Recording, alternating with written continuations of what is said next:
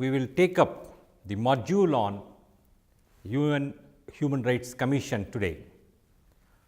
In the last module, we saw the Economic Social Council. I will briefly review the context in which the UN Charter was adopted. In fact, there were serious human rights violations during the Second World War. There were concentration camps, gas chambers in the Hitler's Germany, and there were it was on such a scale that a new word had to be coined to describe that phenomena, and that's how the word genocide came into being. And deeply shaken by the horrors of these World War I and World War II, the international community said, we shall not let these terrible things happen again, and that's how the United Nations Charter was drafted. And at the time of drafting, there were demands from certain sections that there should be an international Bill of Rights within the UN Charter, but it was not accepted, and eventually a UN Charter was adopted with a few references to human rights, but it was decided that the work on the International Bill of Rights will be taken up separately and by a separate body. And you have seen the principal organs of the United Nations, in particular General Assembly, the Economic and Social Council, and other principal organs. Many of them have a role in relation to the protection and promotion of human rights, which is clearly mentioned in the UN Charter itself. For instance, Article 68 of the UN Charter stipulates that Economic Social Council shall set up functional commissions.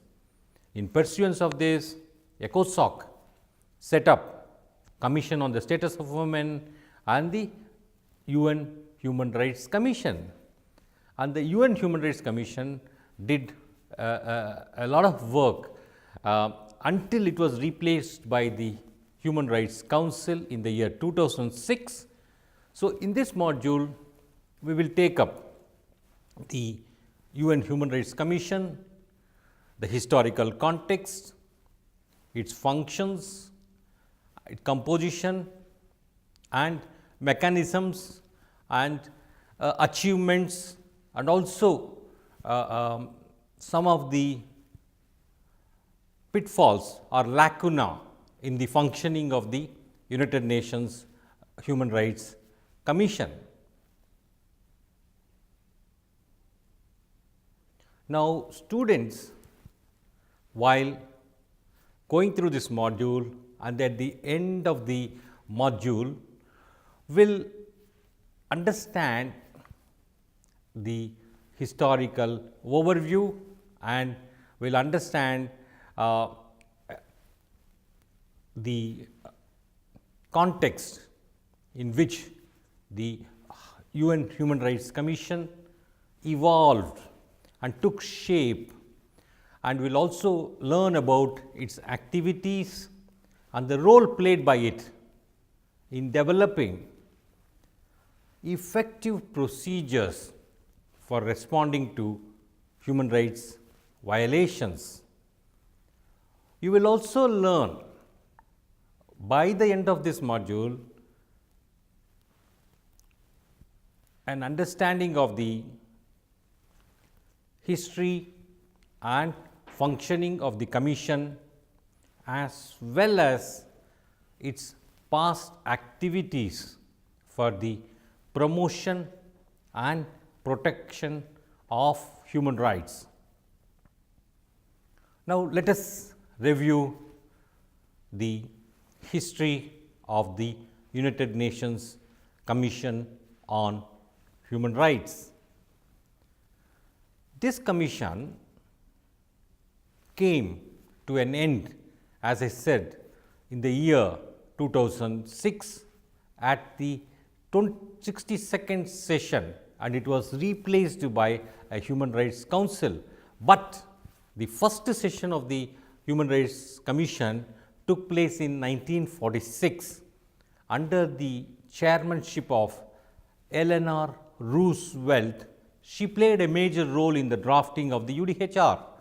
The commission has been described by Professor Kevin Boyle, who is an eminent professor, as having become an annual convention of the whole human rights movement in all its governmental, intergovernmental and non-governmental expressions.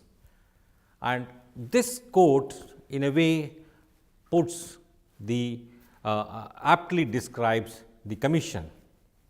In fact, it was set up as a functional body of the United Nations Economic and Social Council, and it was answerable to the ECOSOC, and thus in turn it was answerable to the United Nations General Assembly. ECOSOC established the commission, as I mentioned earlier on, under the Article 68 of the United Nations Charter, with authorized ECOSOC to entrust commissions with the care of many tasks, among them in economic and social fields and for human rights.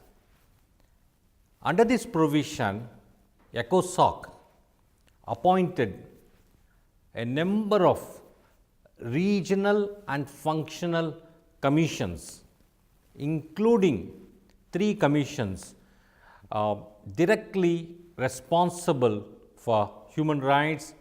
They are the Commission on Human Rights, the Commission on the Status of Women, and the Commission on Crime, Criminal Justice, Prevention, and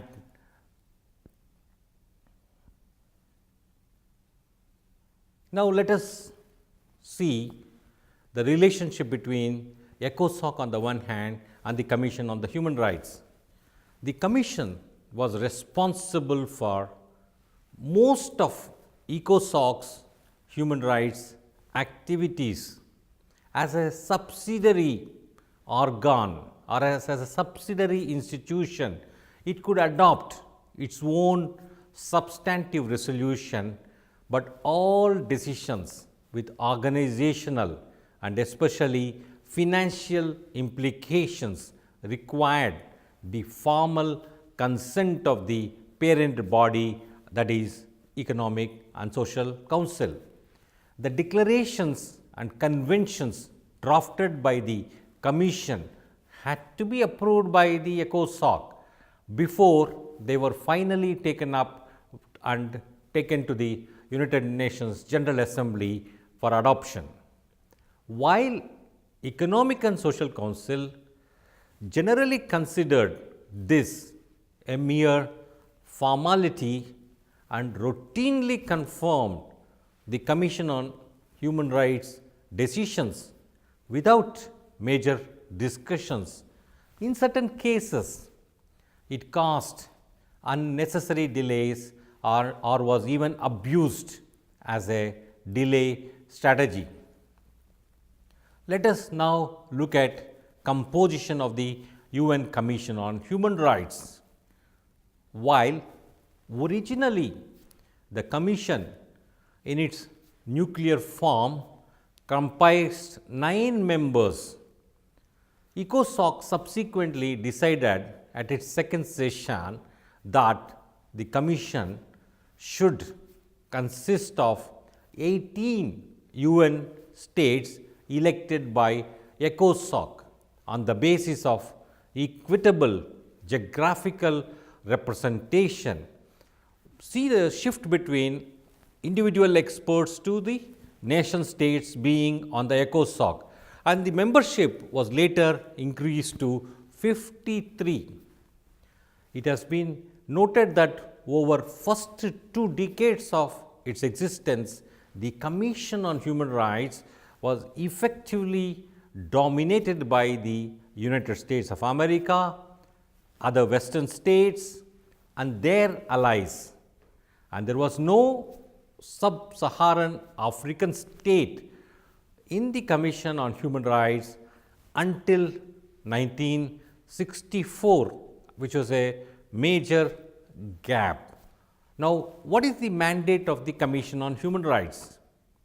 The first major task of the Commission soon after its establishment in 1946 was the drafting of an international Bill of Rights, beginning with the Universal Declaration of Human Rights, and it was followed by the 2 international covenants on economic, social and cultural rights and on civil and political rights.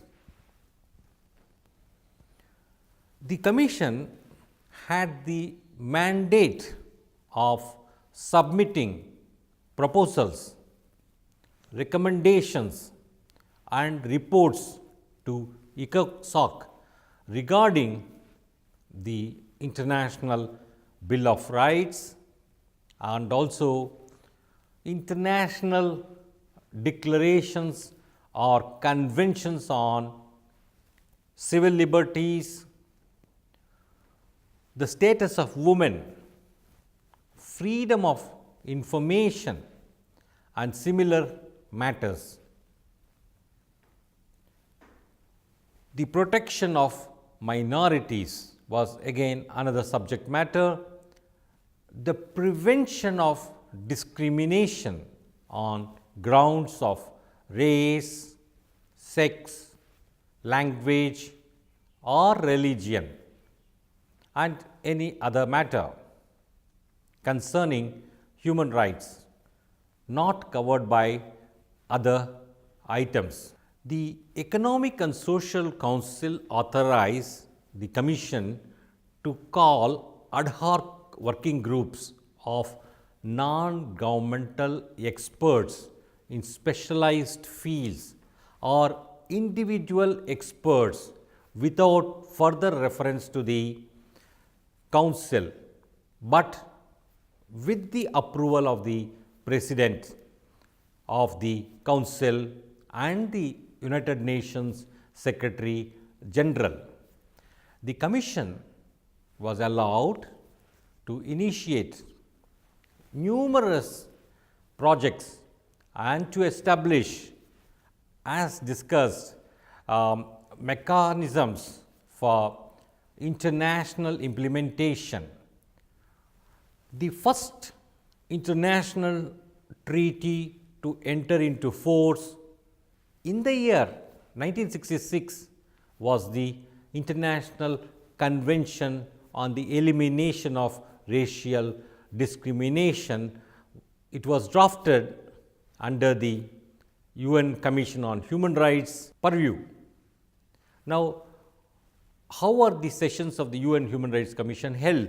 The Commission met once every year with its sessions lasting up to 6 weeks in Geneva in the month of March and April. It also had the option of calling special sessions depending on the requirement. Now, what are the activities of the UN Human Rights Commission? If you see, eminent legal scholar Philip Alston divided the Commission's activities into 3 distinct phases. The first phase, which extends from 1946 to 1966. During this period, the Commission was not prepared to address the issue of specific violations at all. It adopted a hands-off approach. And then you have the second phase, which extended from 1967 to 1978, when the Commission struggled to evolve procedures which were initially designed to respond only to problems associated with racism and colonialism. And in the third phase, which extended from 1979 till about 2006, when the UN Human Rights Commission was wound up, it developed procedures and it was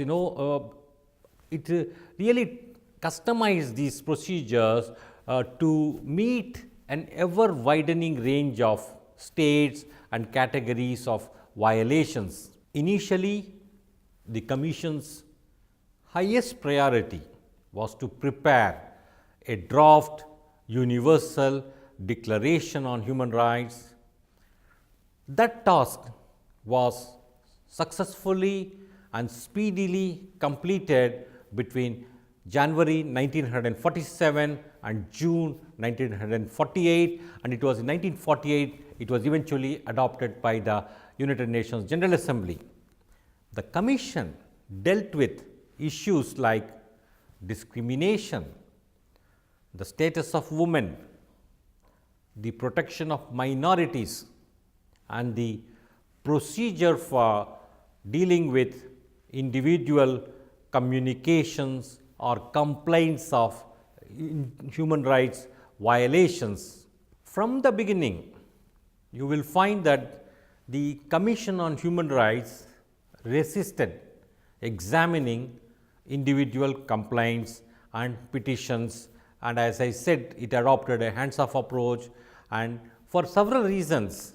In fact, it used to get complaints appealing for urgent action on human rights violations, and at that point of time, ECOSOC had resolved that the Commission had no power to take any action in regard to any complaints concerning human rights. It was argued that since the United Nations Charter did not speak of protection, but only of promotion. You look at UN Charter, there are references to promotion of human rights. The Commission felt that it was not entitled to act in any way as to infringe state sovereignty, which was held as a supreme value. In 1969, John Humphrey, director of the UN Human Rights Division from 1946 to 1965, considered that there was some truth in the proposition that the Commission has been little more than a drafting committee for the General Assembly.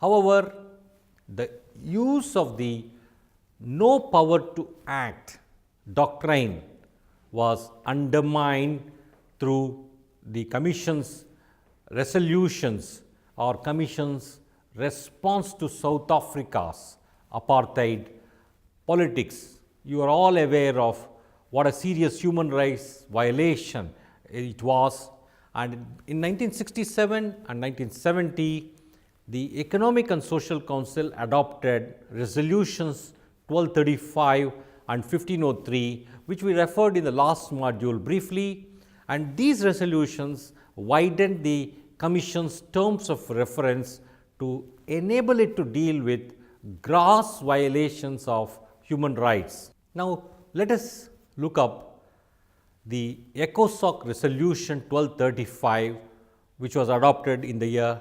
1967. What does this resolution say? This resolution was a watershed is a milestone. It established the first procedure for examining human rights complaints.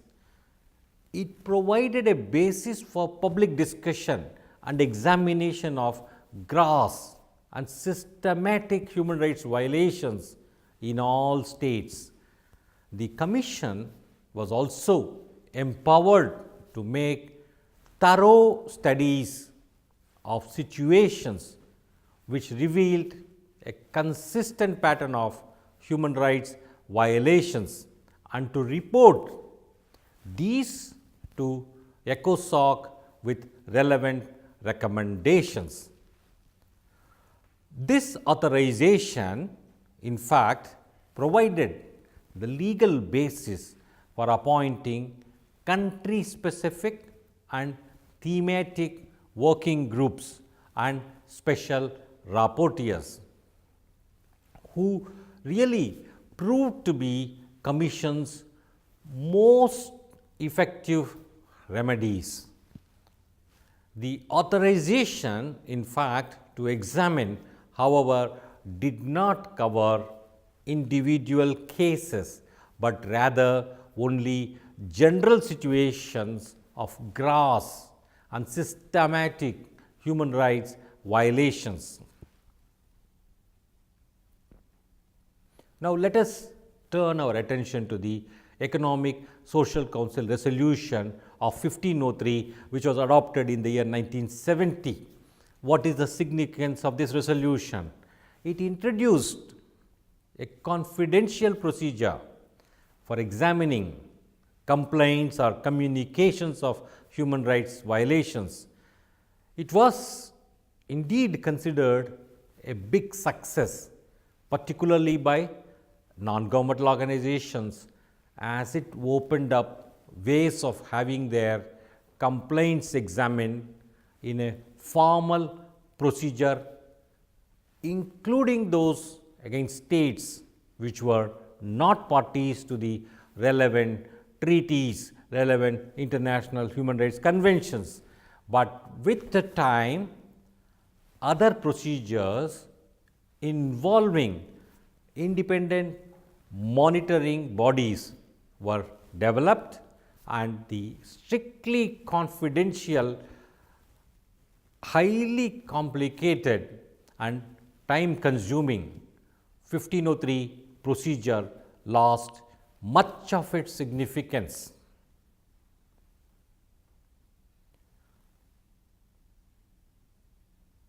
Now, let us take up one of the ways in which ECOSOC accomplishes, or the Commission on Human Rights accomplishes its work. In 1965, in response to the situation in the apartheid era in South Africa, the Commission on Human Rights departed from the past practice and established for the first time an ad hoc working group of experts through a resolution. This ad hoc working group can be considered as the Commission on Human Rights' first special procedure. In 1975, the Commission on Human Rights established an ad hoc working group to inquire into the situation of human rights in Chile. In 1979, this working group was replaced by a special rapporteur and 2 experts to study the fate of the disappeared in Chile. This eventually led to the establishment of the first thematic special procedure in the 1980, that is the Working Group on Enforced Disappearances, to deal with the serious and vexed question of enforced disappearances throughout the world. Under the Commission's successor body, as I said, in 2006, the Commission on Human Rights was replaced with the Human Rights Council. Today, in the Human Rights Council, as of August 2015, there were 41 thematic and 14 country mandates. Now, how does the Commission on Human Rights conduct its work? There is a subcommission which was established under the Commission, and this subcommission was the main institution created by the Commission on Human Rights, and it was subordinate to it.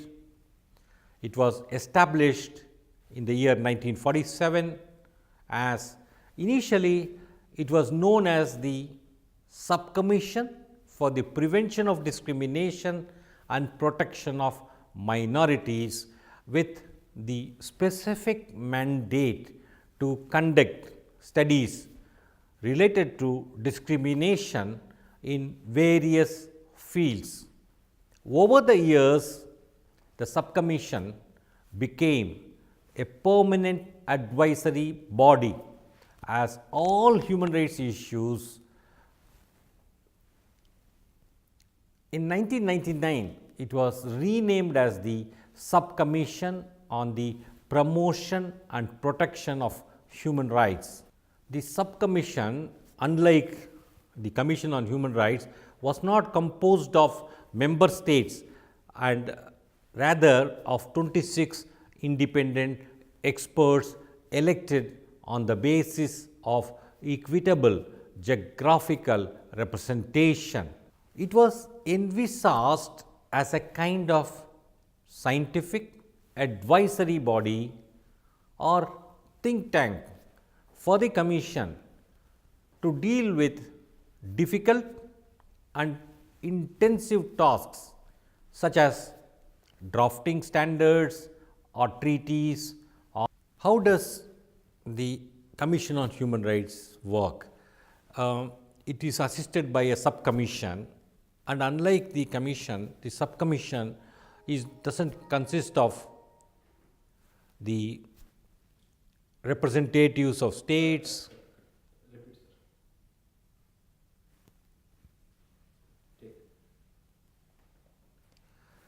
the Commission on Human Rights is assisted by a subcommission, but in the subcommission there are 26 independent experts.